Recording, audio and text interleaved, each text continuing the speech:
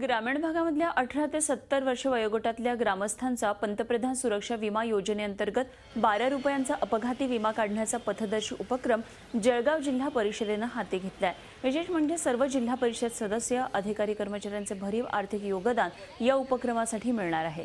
देशामध्ये असा हा पथदर्शी उपक्रम राबवणारी जळगाव जिल्हा परिषद ही देशातली पहिली जिल्हा परिषद ठरणार आहे। 6 प्रमुख बँकांच्या माध्यमातून हा पथदर्शी उपक्रम राबवण्यात येतोय। त्यामुळे प्रत्येकाने बँकेमध्ये खाते उघडणं अनिवार्य आहे। येत्या नोव्हेंबरपर्यंत 16 लाख लोकांच्या खात्यावर 12 रुपये जमा करण्याची तरतूद आहे। या संपूर्ण उपक्रमासाठी 3 कोटी रुपये निधी उभा केला जातोय।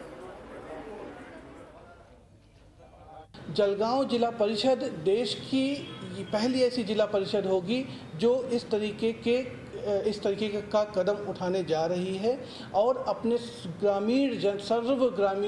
ग्रामीण जनसंख्या को प्रधानमंत्री सुरक्षा बीमा योजना के अंतर्गत कवर करने जा रही है। आम्ही दोघं सुद्धा एक जबाबदार अधिकारी म्हणून 1 रुपयाचं टोकन सॅलरी महिन्याची ठेवून बाकीची सॅलरी, बाकीचा जो आमचं वेतन आहे ते अतिशय चांगल्या योजनेसाठी देण्याची आमची इच्छा आहे आणि आम्ही ते प्रत्यक्षात सुद्धा आणणार आहोत।